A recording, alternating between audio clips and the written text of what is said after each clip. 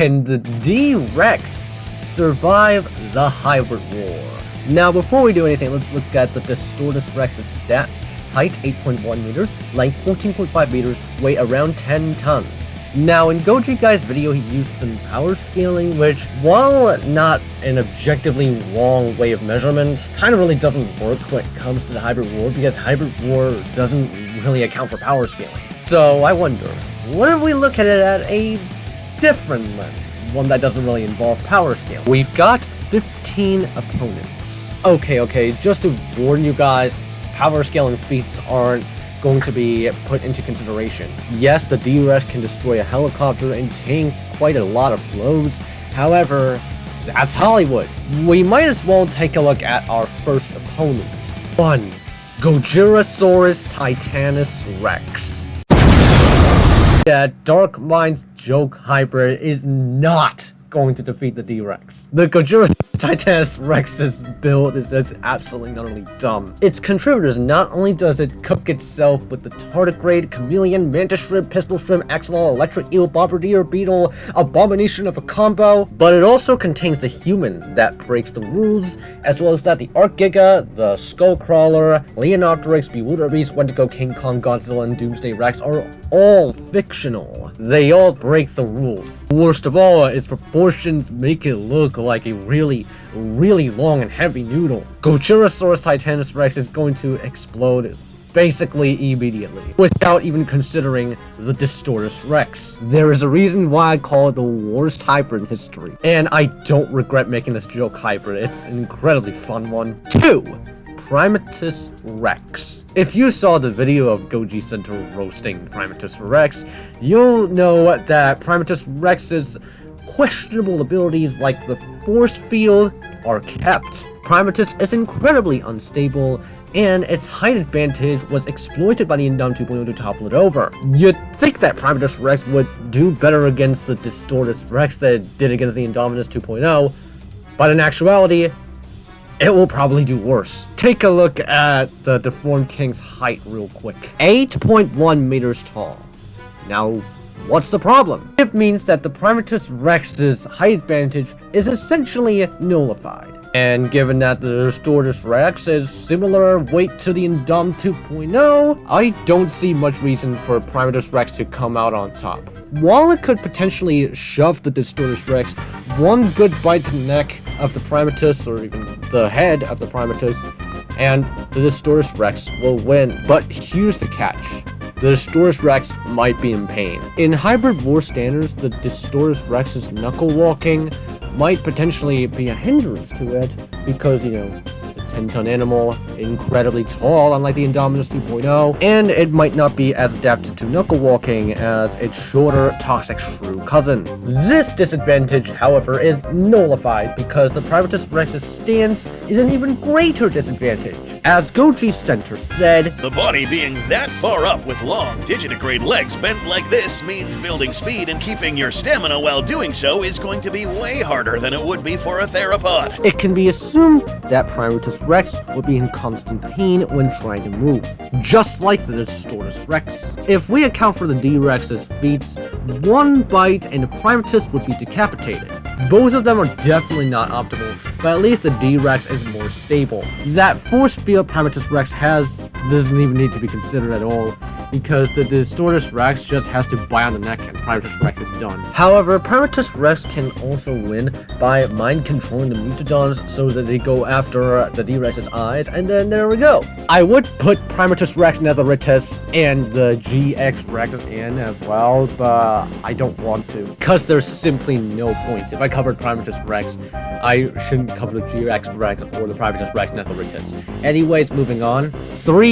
Maggie and Vault. This is Vault, a poisonous, super powerful Thalassodromeus. Good thing about Vampire Bat contribution is that Vault can still do fine at night, thanks to thermal vision. He is accompanied by Maggie, who is a slightly smaller but more functional Maddie without silent flight. Vault is poisonous and is also generally large enough to actually deal hits. Against the toughness of Distortus Rex, it's going to need that power in order to really serve as the hammer to Maggie's anvil. Either way, despite Maggie and Vault's coordinated strategies, they'd probably still take a long time to actually move to defeat the D-Rex. In fact, without the silent flight from either of these animals, the D-Rex will sense them easier in one hit and the D-Rex will destroy them both. Vault and Maddie's saving graces are their iron beaks, because without them, they wouldn't be able to deal enough damage to pierce through the Distortus Rex's skin.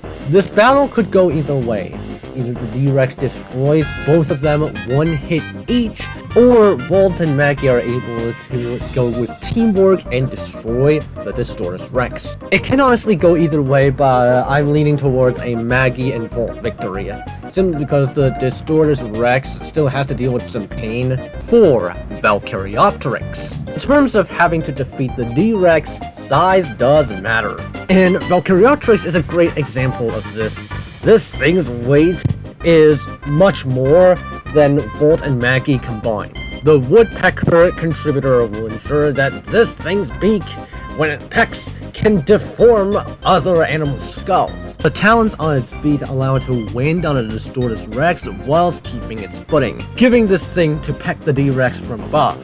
And since this thing actually has size, it's going to be able to potentially tank a D-Rex swipe. However, it's still too fragile to tank a D-Rex bite. The battle would come to whether the Valkyoptrix can actually land on a Distortus Rex and then peck it repeatedly on the neck. The D-Rex might try and slam its body towards Valkyoptrix, and given that Valky is a one-man army unlike Maggie and Vault, this is going to be a slight problem for Valky. Overall, this battle could go either way as well. Given how Valky is much slower than, say, Maddie or Maggie and Vault, the Distortus Rex might be able to pull off a win this time. 5. Richter.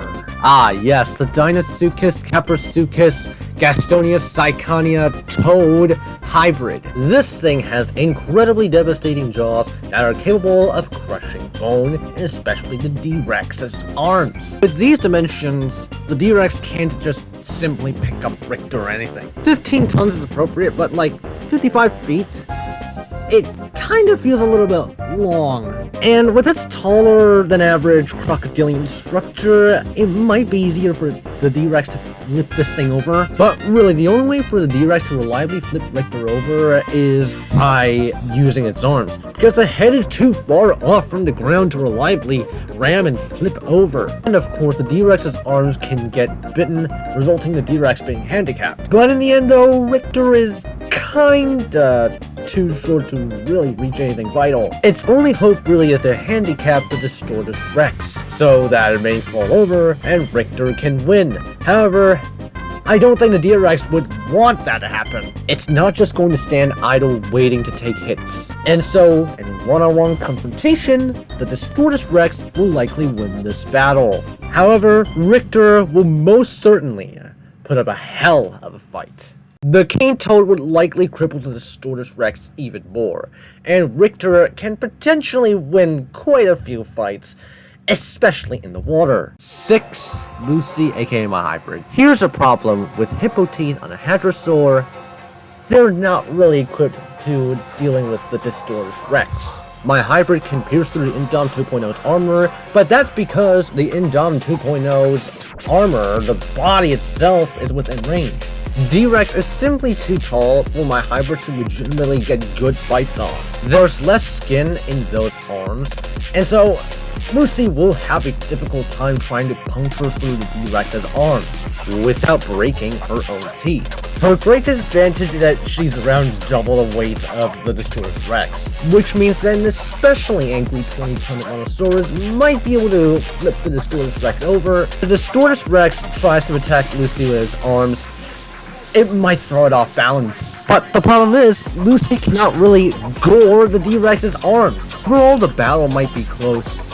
I feel like Lucy would probably win a few more times because the Stegosaurus Rex might be a little bit too tall to effectively bite on Lucy's windpipe. Not to mention an angry 20-ton Monosaurus charging against something as pained as a D-Rex is going to be an incredible challenge for the Stegosaurus. The way it wins against Lucy is that when it concusses her, and then the Stegosaurus Rex would be able to flip Lucy over potentially, and then just... Man, the Stegosaurus Rex is still too tall to fight effectively. Either way, both of them would likely put up a hell of a fight. Number 7, the Strat Fortress. Here's an interesting case. The D-Rex wouldn't really be able to damage the Strat Fortress all that much, thanks to the Strat Fortress being armed to the teeth.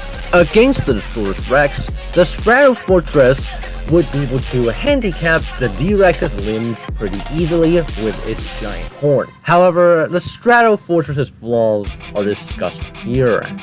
And so, the Stegosaurus Rex would likely be able to avoid the charges from the Strat Fortress. Then again, the Stegosaurus Rex doesn't have that many options against the Strat Fortress. This battle could potentially end in a stalemate, because the D-Rex is too tall for the Strat Fortress to really hit its vitals. Meanwhile, the Strat Fortress is too armored for the D-Rex to really do anything.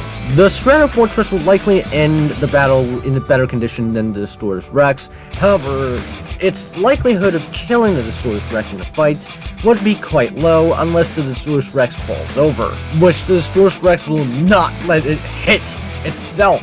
Alright? We're being real, we're being serious here. 8. Nemi Eversoul. The other opponents I've discussed, the D-Rex would definitely put up a great fight.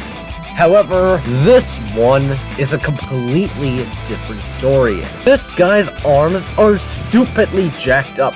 Not to mention, its teeth are incredibly lethal as well. The Ototus Megalodon Cartilage might be able to blunt a lot of the damage from the Stegosaurus Rex. And with greater agility, Nemi will most likely be able to avoid the D-Rex's bites. Dodge the D-Rex's bites from above, while proceeding to handicap the Mutant Deformed King. D-Rex also has a weight disadvantage over Nemi. And combined with the D-Rexes being tall and not very stable in general, I think it's safe to say that with greater agility, weaponry, and power, Nemi will definitely be able to win against the Stegosaurus Rex a lot more times than the Stegosaurus Rex wins. The D-Rex could try and chomp on Nemi, but Nemi will definitely be able to dodge it. And even if Nemi gets to take the hit, it will likely tank it quite well, thanks to Megalodon Cartilage. 9. Benjamin the Invictusaurosaurus. Of course it wouldn't feel right without covering a sauropod. It's normally a 13-meter tall animal. Of course, when it stretches its neck, it's 15 meters. When it moves up, it's 17 meters. Now, here's the problem. The club tail is kinda unnecessary. Meanwhile, the neck over here, the amount of armor makes it a bit front heavy. Its height is also 13 meters. And so its neck is within D-Rex biting range. But the good thing is, this guy's armor makes it be able to deflect the D-Rex's bite. The Stegosaurus Rex wouldn't have too many options to meaningfully damage Benjamin because, you know, the D-Rex's bite over here, the D-Rex's arms, Benjamin's armor will be able to negate a lot of that. With night vision, Benjamin will be able to see the Stegosaurus Rex coming. And due to being a gigantic sauropod, one good hit and the Stegosaurus Rex will be handicapped or even killed. It could try biting the back of Benjamin's neck, but I don't think Benjamin would let the Stegosaurus Rex do that, not to mention Benjamin's back is also armed a lot. Things are looking grim for the D-Rex. What do we account for the Stegosaurus Rex destroying the helicopter fleet? How tall would the Stegosaurus Rex actually be? Well, not kidding. Yeah. This is going to be a big problem. Even when rearing up, Benjamin would be much, much shorter than the 25-meter tall Stegosaurus Rex, placing it well into the vulnerable range of its neck, its head is just getting chopped into pieces by the 25-meter tall Distortus Rex. So if we use Cannon D-Rex, Benjamin wins. If we use the Helicopter Feet D-Rex, the D-Rex will most certainly just chomp the Benjamin off. 10. Aetherotitan Christus, or Behemoth. Things look even worse for the Distortus. Against a 22-meter tall, 36.6-meter long Behemoth that weighs 87 tons, and with so much armor, despite probably being the slowest entry here thus far, the Distortus Rex would have basically no way in damaging the Behemoth. Even minor damage. It cannot pounce like the Indom 2.0 can, so the only really meaningful target is the Behemoth spikes, and even then, Behemoth will just shake it off despite being the slowest entry. All of its vulnerable weak spots are protected, and therefore the Behemoth will most certainly be able to win against Cannon Distortus Rex. Against a 25-meter tall Distortus Rex, however, Behemoth will probably still get crushed. While it can definitely put up a much better fight than Benjamin thanks to its height disadvantage being not as severe, the head is still within Distortus' range.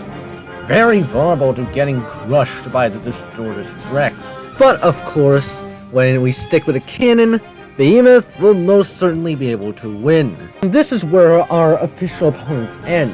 However, keep watching, because the next 5, I'll call them special opponents for the Distortus Rex. And so these guys may be judged differently from other hybrids. Number 11, Clig, or Cute Little Idiotic Guy. Clig is an adorable, marketable plushie that is going to warm the hearts of basically everyone that's Of course, Goji Center staff is definitely going to give Clig as much plot armor as Rexy, Owen Grady, and Blue combined. But unlike us humans, the Distortus Rex does not know the cuteness of Clig. So Clig's victory will depend on whether Goji Center staff gives it enough plot armor or not. 12. Gojurasaurus 2.0. Gojurasaurus 2.0 is an incredibly popular entry. Look at this, 113,000 views, among the most popular. It's not really meant to be a submission for the Hybrid War, though it became really popular anyway. This thing's height is 6.1 meters, greatly negating its height disadvantage against the Distortus, which means that it could potentially gore Distortus' face. This hybrid is not really going to work in realism, but what if we just not really consider hybrid war standards? This could go either way. Either the D-Rex chomps on Gujurasaurus, or Gujurasaurus gores or bites the D-Rex. D-Rex has more reach thanks to its arms, but it could throw it off balance. And so the winner is really decided by who gets to bite first. That jaw with the light in it makes it stand out like a sore thumb though, and so Distortus Rex might be able to see this thing first. Yeti could potentially save the Gojurasaurus 2.0 by making it be able to outsmart the Distortus. The following 3, however, these 3 are incredibly iconic, and so brace yourselves. Number 13 is the Ultimasaurus Imperatrix. Oh boy. Things look really bad for the Distortus. Unlike the Strat Fortress, the Ultimasaurus Imperatrix is tall enough to actually gore the D-Rex's vitals. Not to mention the Boreala Pelta armor makes it incredibly difficult for the D-Rex to attack the Ultima Imperatrix's flanks. The D-Rex could potentially bite its frill, however, the Ultima Imperatrix is a facultative biped, which means that if Ultima Imperatrix goes bipedal, the frill would actually be out of reach. There isn't much way for a Distortus Rex to properly attack the Ultima Imperatrix. It's too tall to do it effectively. Unless if we make it 25 meters tall and just destroy the Ultima Imperatrix in one slap. But with the Ultima Imperatrix's bite, gore, swipe, and armor, it's just too much for a Cannon Distortus Rex to handle. Number 14 is an incredibly dangerous hybrid, one that is capable of ending the world as we know it, Apolon. Now, here's the thing about Apolon. One-on-one, it's probably not going to do well, given how the Apollon is quite small, and especially compared to the Storatus Rex, with its cone snail harpoon that may or may not pierce through the deformed king's hide. But of course, Apollon was never meant to go alone. One will most likely lose. However, if we stick in hundreds of Apollons, even if the Storatus Rex's hide is tough enough to stop an attack from Apollon, there will certainly be a few that will go after the Storatus's eyes. And then, that's game over for the Storatus, because the toxins just spread too fast to the brain, as the eyes are in close proximity to the brain. Ironically enough, a 25-meter tall Storatus Rex would actually perform even worse against Apollon swarms. Since its eyes would be bigger, there's more room for Apollons to inject venom into the Storatus' eyes. Of course, the Storatus Rex would definitely try not let all of this happen to it. However, if there's hundreds of Apollons, what can the Storatus do? There's really not much it can do against a hybrid that is supposed to travel in gigantic swarms. And so, that leaves one final opponent. If you're watching this video right now, you'd most likely know about this hybrid. One that Goji Guy left out in his D-Rex vs. Hybrid War video. One that shook the core of hundreds of thousands of people online. The one and only righteous beast of God, Samson. Now, I did discuss about Samson's flaws, but Madly made it clear that he's following Jurassic World logic, and so let's just follow that. Samson is armed and armored all the way. Its height means that the Storatus Rex's height advantage will be nullified, and given Samson's immense weight, flipping it over is out of the question. The D-Rex is going to get tossed around by the righteous beast of God, and there's almost no way for the Storatus Rex to do meaningful damage to Samson. Of course, Samson has that vulnerable trunk, but Samson's just not going to stand idle. He's going to be slow, sure, but Samson is still going to defend it anyway. Here's a problem though, unlike Ultimasaurus Imperatrix, Samson really doesn't have a great way of goring the Storatus Rex. It's definitely going to be able to gore the 2.0, however, against the deformed king, that's a different story. Those tusks face downward, which means that the only part that the tusks can actually reliably gore are the D-Rex's limbs, which can potentially handicap them. Then again, a D-Rex has to face against a literal walking tank, and so how will the D-Rex be able to win? I'm not sure. It might snap a horn off, but Samson's not going to let it snap its horn and make it gain access to its big vulnerable ears. And so, as it stands, Samson has vanquished another opponent. That's unless the D-Rex is 25 meters tall.